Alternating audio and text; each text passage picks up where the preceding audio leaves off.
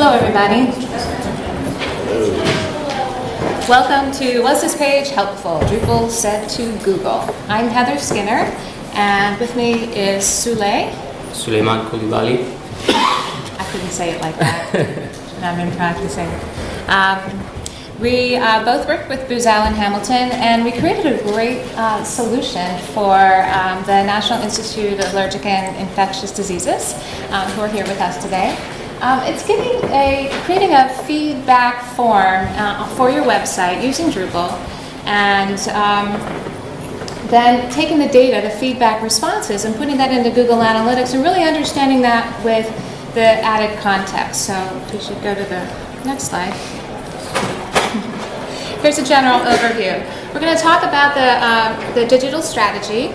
We're going to talk about why do we want to integrate feedback responses with web metrics. Sule's going to take us through how to create the feedback form using Drupal, and what it is to use the data layer and how to get that into Google Analytics. And we're going to use Tag Manager to do that.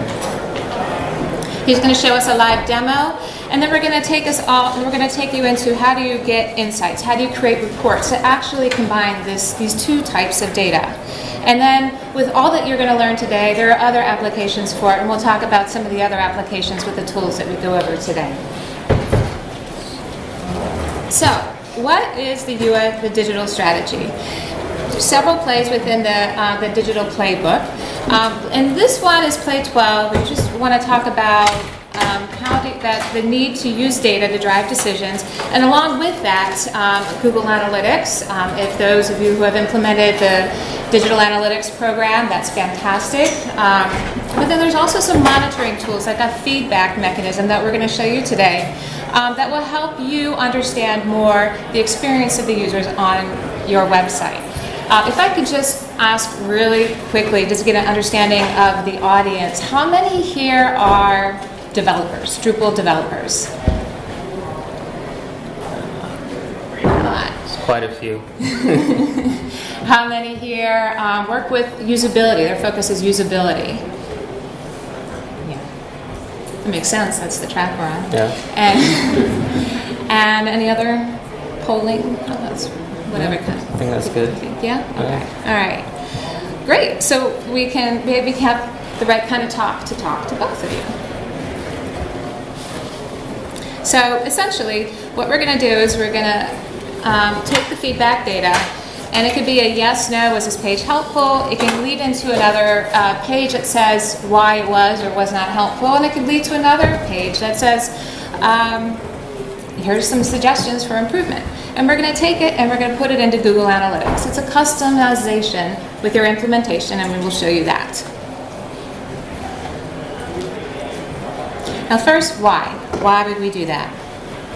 We know the data is often very, very siloed. You can have Google Analytics data, you have feedback response data, there's marketing data, you can have data from Drupal, server data, and all kinds of other types of data.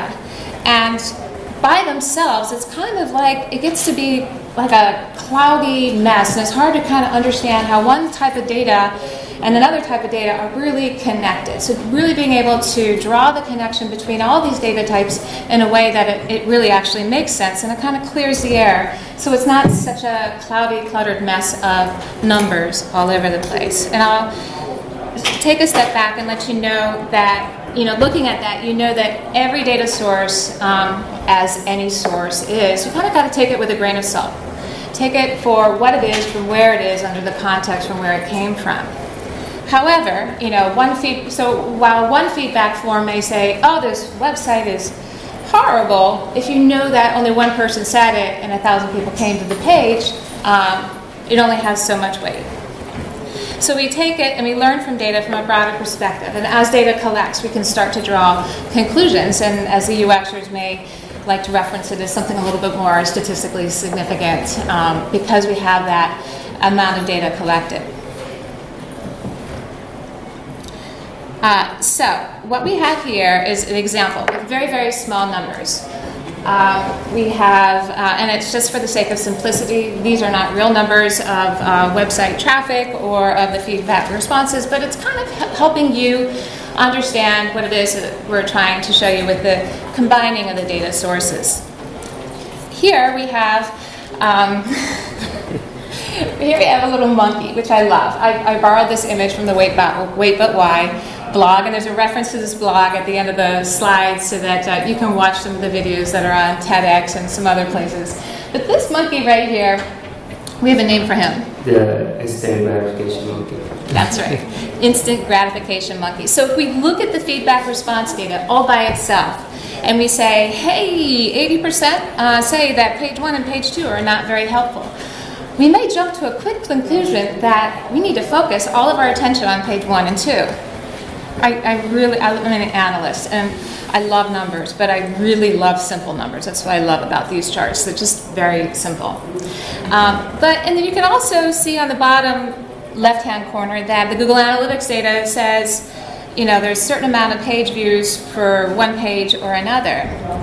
But looking at 80% not helpful by itself is making you jump to the wrong conclusion. So you really want to combine that data in one table. So if you add in the amount of visitors alongside those who had responded, instead of saying, hey, 80% said it was not helpful, instead you're saying 4% of the visitors that came to the page had taken the time to respond to the survey and say that it was not helpful. And also for page 2, 20% of those who came to the page had taken the time to say that it was not helpful. It may help you reprioritize in a way that's a little bit more clear-cut for you. Also, look, 17% kind of stands out a little bit more that, hey, page 4, maybe doing something good. Let's go check that out a little bit more. So, anybody have any questions so far? Great. So, how do we do it? How do we create a feedback form in Drupal? How do we use what's called the data layer? And how do we get that data into Google Analytics? Sule? Yes. So part of my job was to kind of set up an easier way for our users to be able to give us feedback so Heather can get all these great insight. We are using Drupal 7, so I built a pretty simple Drupal module. All it does is it generates a block for site builders to place on any page. And this block would generate a web app built in Backbone.js.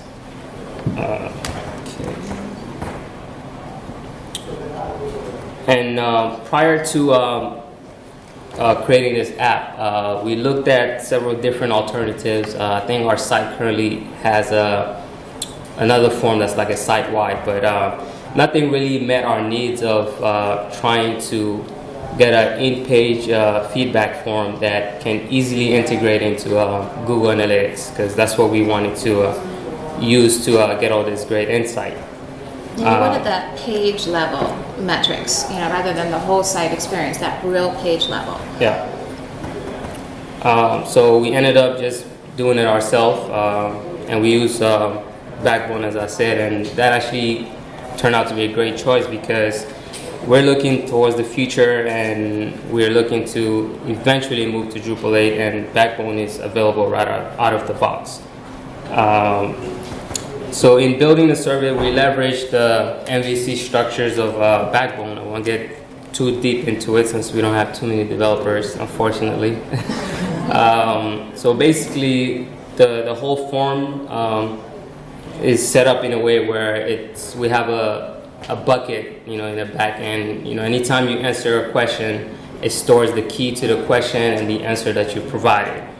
And this graphic is meant to kind of show you the flow. It takes a different path based on any previous answer you've given. So in order to get the data from our site onto our Google Analytics, we leverage something called the dataLayer, which is provided through the Google Tag Manager, and it kind of creates like a bridge for your data to go from your site into any other tag that you may have. In our case, it's the Google Analytics, but Tag Manager can manage any tags like Facebook, AdWord, or any random tag that you may want to use on your site for tracking. And dataLayer kind of sits in between that.